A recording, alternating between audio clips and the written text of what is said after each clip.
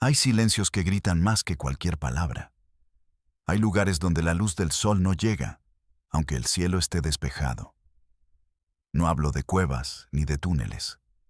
Hablo de casas, de familias, de almas atrapadas en un infierno que ellas mismas llaman hogar. Hoy no vamos a un lugar lejano en un país exótico. Vamos aquí, a México, a la Huasteca Potosina, un lugar donde el verde de la selva es tan denso que puede ocultar cualquier cosa, incluso la verdad más monstruosa.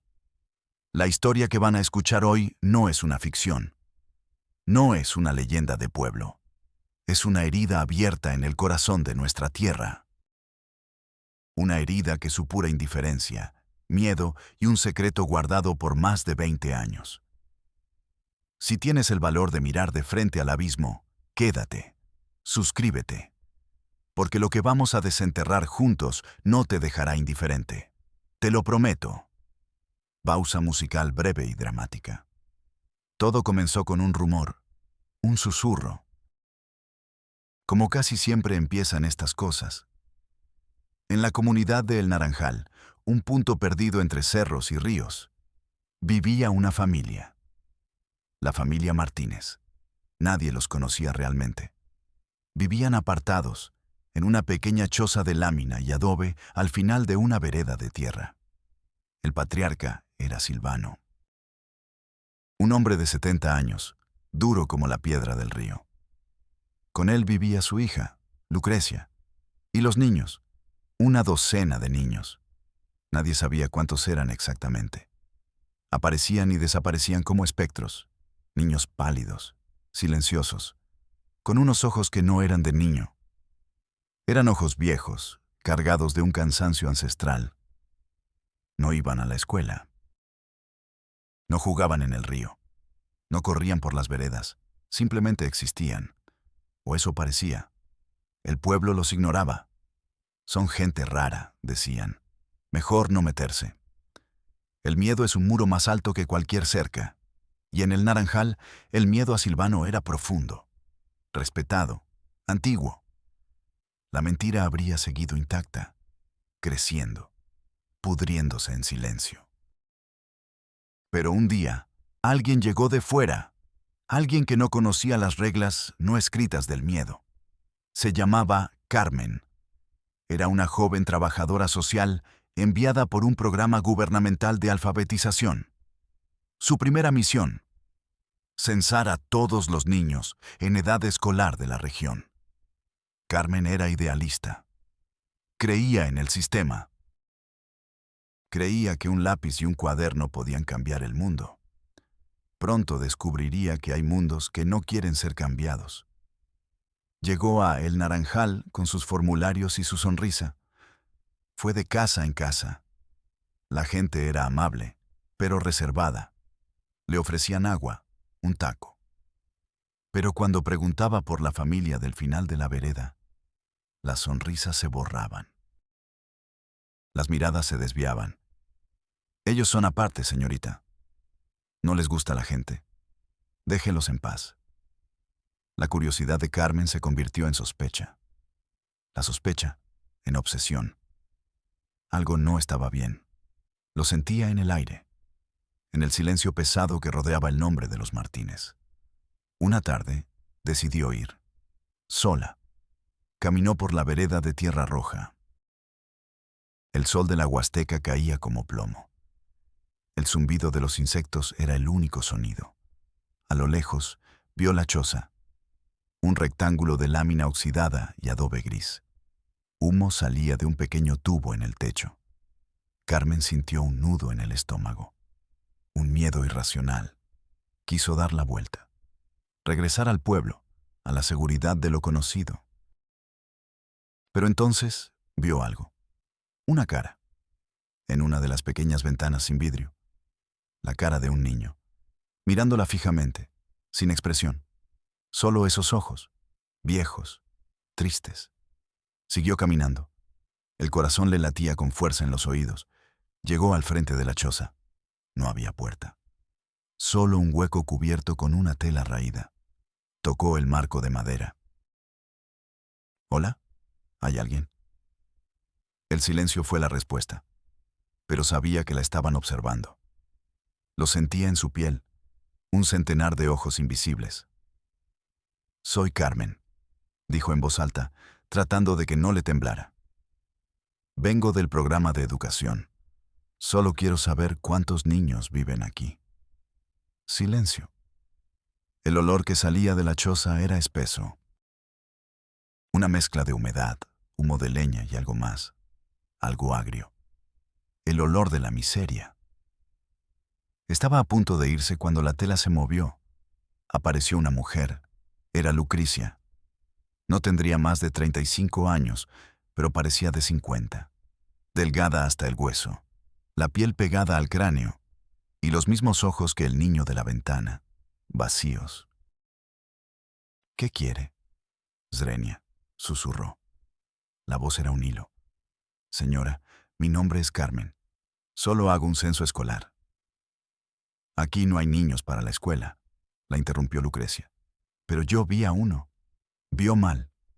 La mujer era un muro de miedo y resignación.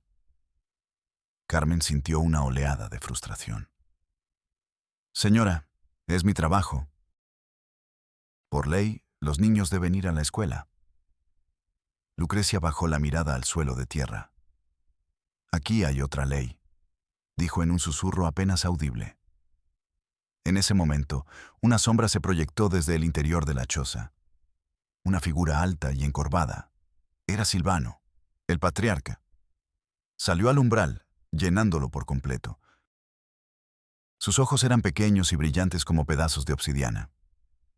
No miró a Carmen. Miró a su hija. Una mirada que no necesitaba palabras. Una mirada que era una orden, un castigo, una sentencia. Lucrecia se encogió. Literalmente. Como una planta que se marchita al instante. Váyase, le dijo a Carmen sin levantar la vista. Por favor, váyase. Carmen retrocedió. El miedo ahora era real, físico. Un sabor metálico en la boca. Se dio la vuelta y caminó de regreso por la vereda, sin mirar atrás. Pero sentía los ojos de Silvano clavados en su nuca. Una quemadura fría. No durmió esa noche. Las caras de los niños que imaginaba. La mirada vacía de Lucrecia. El poder silencioso de Silvano. Todo daba vueltas en su cabeza. Esto no era solo pobreza. No era solo aislamiento. Era algo más oscuro. Mucho más oscuro. Pausa dramática, música sutil. Carmen no era de las que se rinden. El miedo la había paralizado por un momento. Pero la indignación la despertó.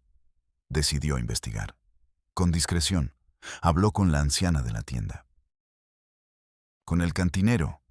Con el presidente municipal. Poco a poco fue armando el rompecabezas. Un rompecabezas terrible. Silvano había llegado a El Naranjal hacía más de 40 años. Solo. Compró esa tierra apartada. Levantó su choza. Era un hombre trabajador, pero callado. Violento cuando bebía. Nadie se metía con él. Unos años después, apareció con una mujer joven, la madre de Lucrecia. Nadie supo de dónde la trajo. La mujer vivió como una prisionera. Murió joven. De tristeza, decían en el pueblo. Lucrecia creció sola con su padre. Una niña asustada que se convirtió en una mujer fantasma. Y entonces empezaron a nacer los niños. El primero nació cuando Lucrecia apenas tenía 15 años. Después vinieron más, uno tras otro. Nadie se atrevió a preguntar quién era el padre. La respuesta se adivinaba con solo mirar a los niños. En sus ojos, en los rasgos de sus rostros, se revelaba la semejanza con Silvano. Eran 12 en total, 12 hijos marcados por una historia de dolor. 12 vidas que eran una sola. La de su abuelo, la de su padre, Silvano. Carmen sintió que el mundo se le venía encima. La verdad era un monstruo que la miraba de frente. ¿Qué haces cuando descubres algo así? ¿A quién acudes cuando el pueblo entero es cómplice por su silencio? Fue a la policía municipal en la cabecera. Un pequeño cuarto con un escritorio desvencijado y un ventilador quejumbroso. El comandante, un hombre gordo y sudoroso, la escuchó con aburrimiento. Carmen le contó todo. La choza, Lucrecia, los niños, la sospecha que era casi una certeza. El comandante bostezó, un bostezo largo, ruidoso, sin disimulo. «Mire, señorita», dijo, limpiándose la boca con el dorso de la mano. «Aquí tenemos problemas reales, robos de ganado, peleas de borrachos, no chismes de rancho». «No es un chisme», exclamó Carmen, sintiendo la ira subirle por el pecho. «Son niños, están en peligro». «¿Tiene pruebas?», Zrenia preguntó el comandante, mirándola por primera vez. ¿La mujer le dijo algo? ¿Usted vio algo? Vi el miedo, vi el parecido. Es obvio. Lo obvio no sirve en un juzgado, señorita. Necesito una denuncia, un testimonio. ¿La hija va a denunciar a su padre? Lo dudo. Se reclinó en su silla, que crujió bajo su peso. Mi consejo, no se meta. Esa gente siempre ha vivido así. Déjelos en paz. Carmen salió de la comandancia. El sol le pegó en la cara, pero no la calentó. Se sentía sucia, cómplice. El silencio del pueblo ahora sonaba como una burla. El sistema, su primer refugio, le había cerrado la puerta en la cara. No se rindió. Si la ley local no funcionaba, iría más arriba. Tomó un autobús a la capital del estado. A las oficinas del DIF, el Sistema para el Desarrollo Integral de la Familia. Un edificio grande, impersonal, con pasillos largos y fríos. Esperó 2 horas para hablar con una funcionaria. Una mujer de traje sastre y mirada cansada. Le explicó la situación de nuevo, con más detalles, con más urgencia. La mujer tecleaba en su computadora mientras Carmen hablaba. Ni siquiera la miraba. Cuando Carmen terminó, con la voz entrecortada por la emoción, la funcionaria dejó de teclear. La miró por encima de sus gafas. Entiendo su preocupación, señorita. ¿Pérez? García, corrigió Carmen. Señorita García. Pero para que nosotros podamos intervenir, necesitamos un reporte oficial. ¿Ya levantó una denuncia en el Ministerio Público? Fui a la policía municipal y me dijeron que... La policía municipal no cuenta, la interrumpió la mujer. Tiene que ser en el MP. Llene este formato, el 3A, de reporte de posible vulneración de derechos de menores. Adjunte una copia de su identificación y tráigalo de vuelta. Una vez que lo tengamos, se turnará al área correspondiente para su evaluación. Le entregó una hoja llena de casillas y preguntas burocráticas. El horror estaba siendo convertido en un trámite, en un número de folio. Carmen sintió una náusea fría. El sistema no estaba diseñado para ayudar. Estaba diseñado para protegerse a sí mismo, para crear un laberinto de papeles en el que la urgencia se perdía. Se moría. Salió del edificio del DIF con el formulario en la mano. El papel se sentía pesado, como una lápida. Se sentó en una banca del parque de enfrente. Miró los rostros de la gente que pasaba, riendo, hablando por teléfono, viviendo sus vidas. Y pensó en los 12 niños silenciosos de la choza, en un universo paralelo de horror, separados de este mundo por una vereda de tierra y un muro de indiferencia. Lloró. Lloró de rabia, de impotencia, de soledad. Música reflexiva y triste. Vamos a hacer una pausa aquí. Para entender el abismo, a veces hay que mirar hacia atrás. Hay que entender cómo se cavó. Silvano no nació siendo un monstruo. O quizás sí. Nació en la pobreza más absoluta. hijo no reconocido de un terrateniente y una sirvienta. Creció con el estigma de ser un bastardo. Aprendió a sobrevivir con los puños y la astucia. El mundo para él era un lugar hostil, un lugar donde solo el más fuerte sobrevive, y donde la familia es la única propiedad, el único reino. Cuando trajo a la madre de Lucrecia, la convirtió en su posesión. La aisló, la golpeó, la rompió, hasta que no quedó nada de ella. Solo un cuerpo para servirle. Lucrecia nació en esa cárcel. Su única ventana al mundo eran los ojos de su padre. Unos ojos que le enseñaron que el amor era sumisión, que el deber era obediencia, que el silencio era supervivencia. No conoció otra cosa. No tuvo punto de comparación. El horror era su normalidad. Cuando su madre falleció, el mundo de Lucrecia quedó reducido a una sola figura: su padre. Él se erigía como su dueño, como su Dios, un Dios severo y solitario. Ella tenía 14 años cuando ocurrió por primera vez. Fue una noche de lluvia. El techo de lámina resonaba como un tambor de guerra. Silvano había estado bebiendo. Solo la miró, con esos ojos que eran pozos sin fondo.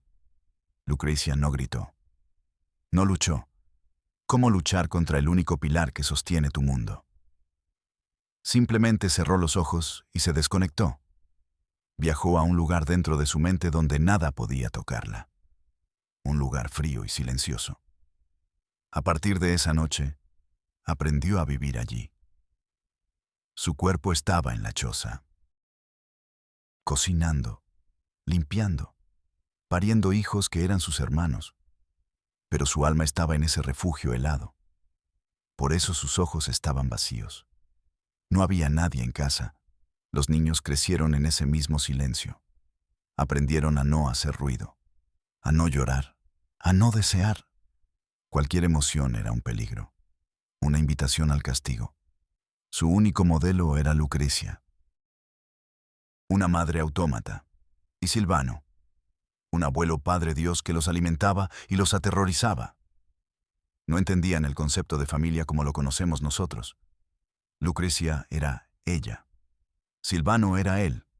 No había palabras de afecto. No había abrazos. No había juegos. Solo un orden brutal. Una rutina de supervivencia. El mundo exterior no existía. Era un ruido lejano. Una amenaza. La choza era su universo. Un universo de 20 metros cuadrados, con un sol de lámina y un suelo de tierra, y un Dios impredecible. Carmen regresó a la capital, decidida a seguir el laberinto burocrático hasta el final. Fue al Ministerio Público, un lugar aún más sombrío que el DIF. El aire olía a papel viejo y a desesperanza. Hizo fila durante 3 horas. Finalmente, la atendió un agente joven, con acné y una corbata mal anudada. Le contó la historia por tercera vez. Su voz ya sonaba como una grabación, mecánica, cansada. El agente la escuchaba a medias, mientras llenaba crucigramas en un periódico. Ajá, decía de vez en cuando. Entiendo. Cuando Carmen terminó, el agente dejó el lápiz. La miró con fastidio. Señorita, para levantar un acta por estupro equiparado y violencia familiar, necesito a la víctima. Necesito que la señora Lucrecia venga y declare. Pero eso es imposible, logró Carmen. Está aterrorizada. Él la mataría. Bueno, entonces no podemos hacer mucho. Es la palabra de usted contra la de ellos. Pero son 12 niños. Hay pruebas genéticas que se pueden hacer. Para ordenar una prueba de ADN necesito la orden de un juez. Y para que un juez dé la orden, necesito una denuncia formal. ¿Ve el problema? Era un círculo vicioso. Una serpiente que se muerde la cola, diseñada para que nadie pudiera entrar. Carmen se apoyó en el mostrador. Se sentía mareada. Entonces, ¿Qué hago? Component placement, preguntó en un susurro. ¿Me voy a mi casa y me olvido de que 12 niños están viviendo en un infierno? El agente se encogió de hombros.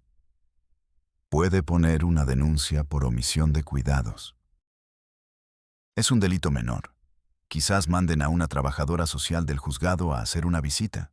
En unos 2 o 3 meses. 2 o 3 meses. En la vida de esos niños. Era una eternidad. Carmen sintió una furia helada. Miró a la gente, a su corbata torcida, a su indiferencia, y por primera vez entendió algo terrible.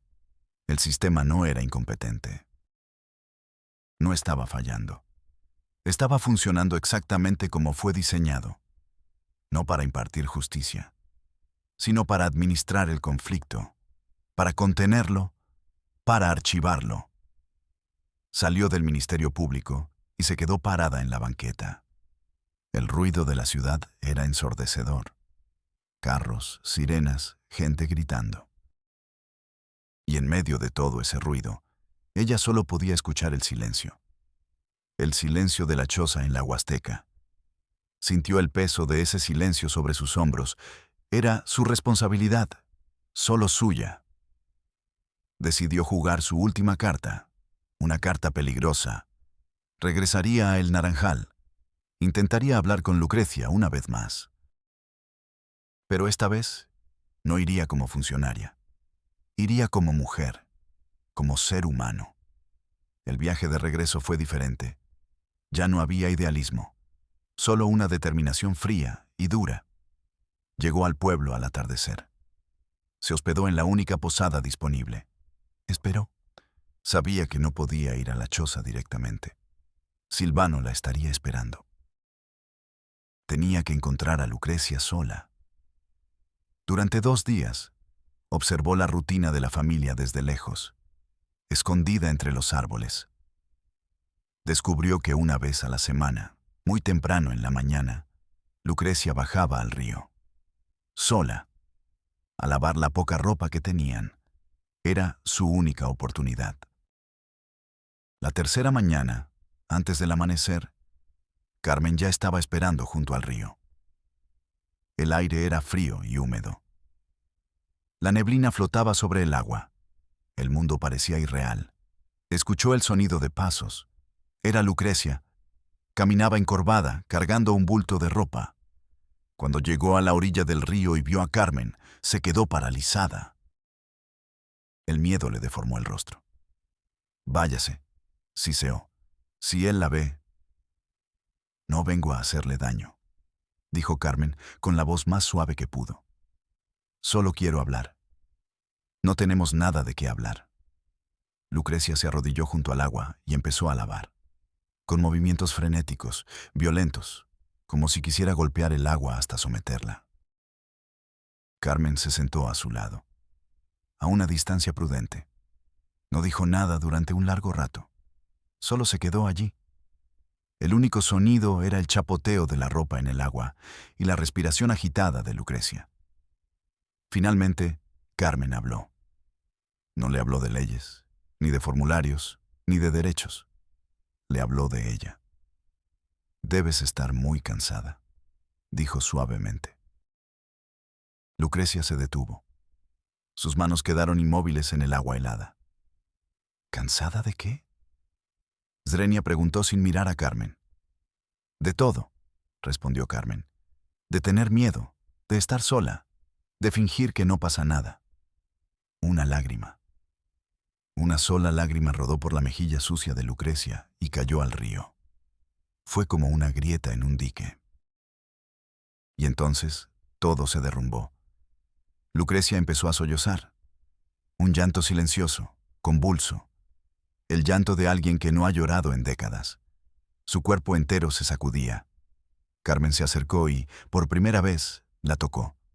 Le puso una mano en el hombro. El hombro era puro hueso, frágil, como el de un pájaro.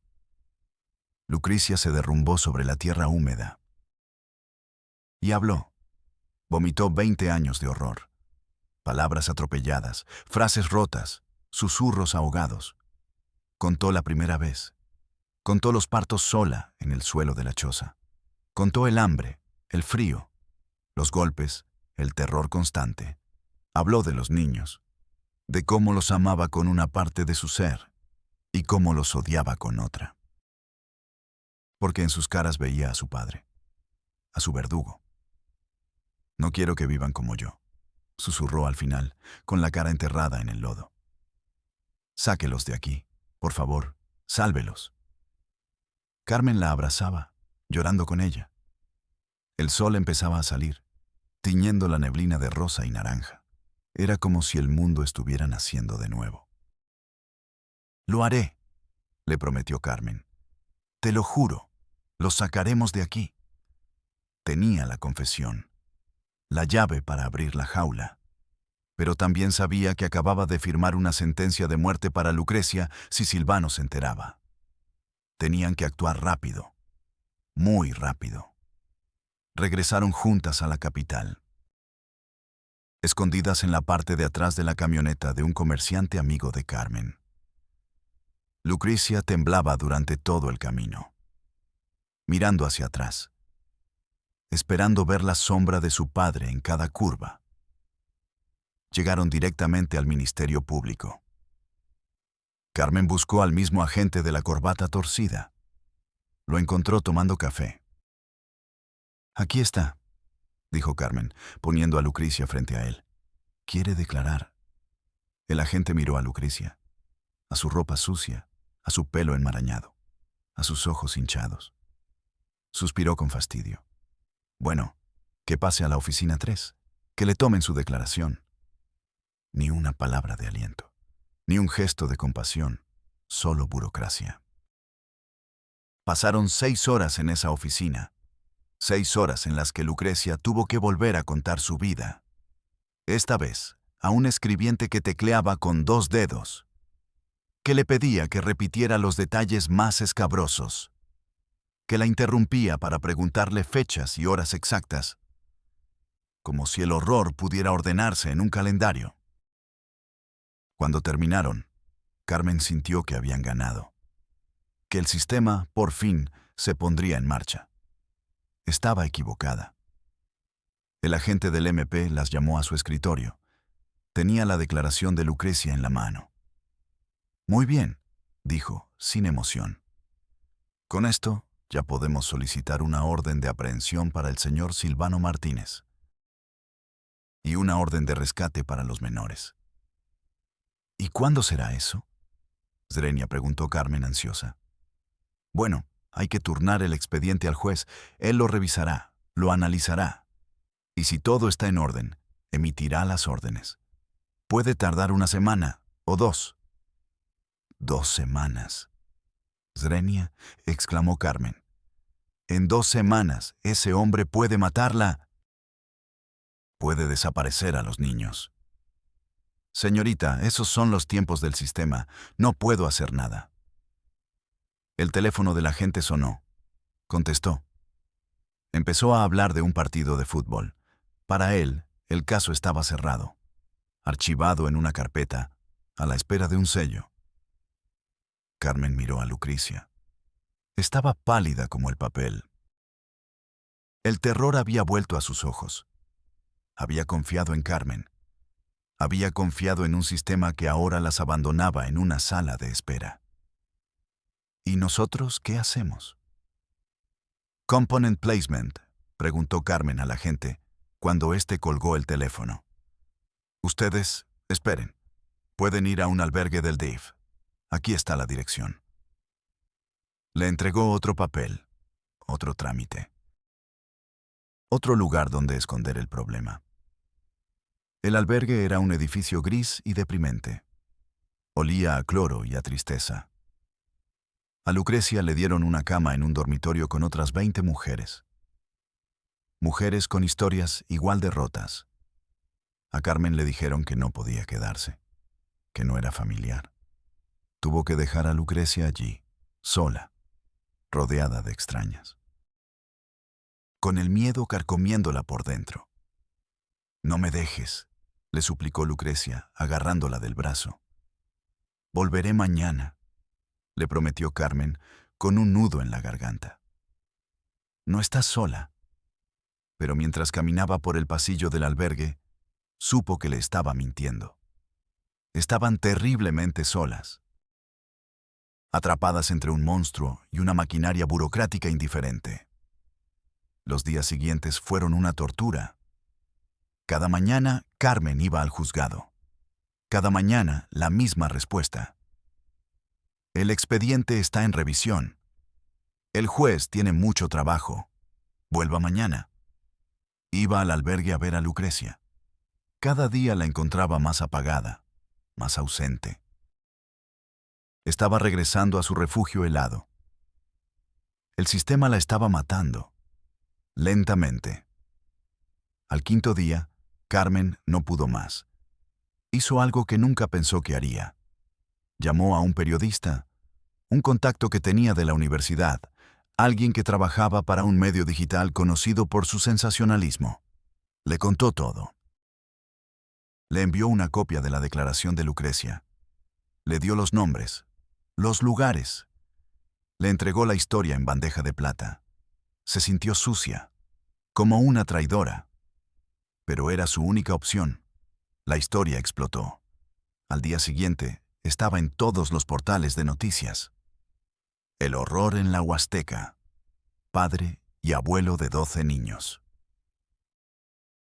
La fábrica de bebés de Silvano el monstruo. El escándalo fue nacional.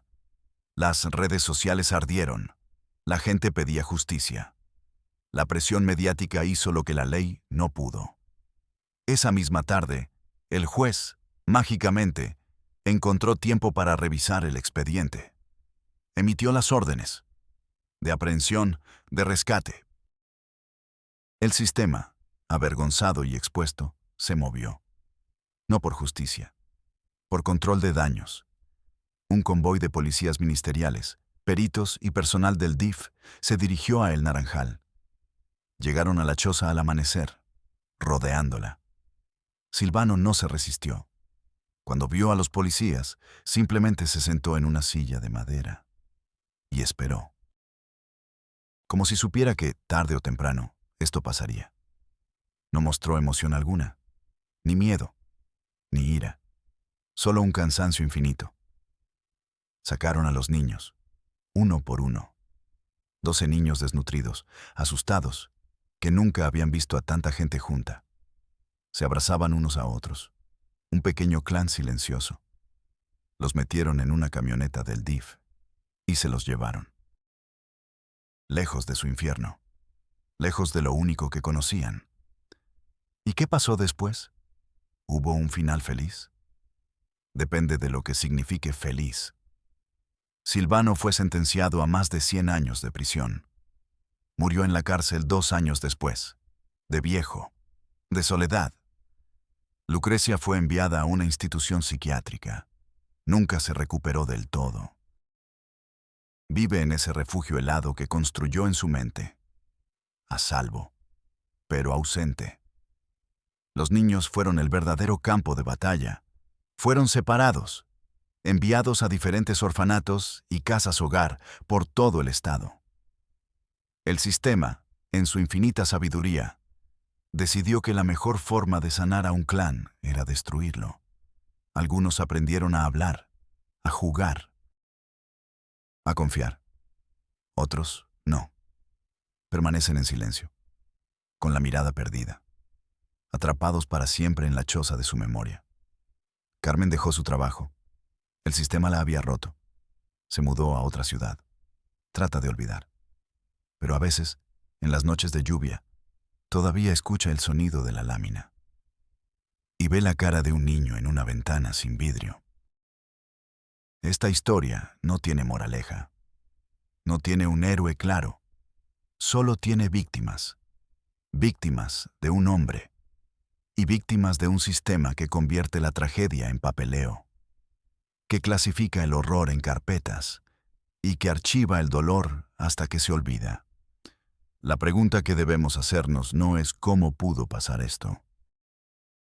La pregunta es, ¿dónde está pasando ahora mismo? ¿En qué vereda olvidada? ¿Detrás de qué puerta cerrada? ¿En qué silencio que todos hemos decidido ignorar?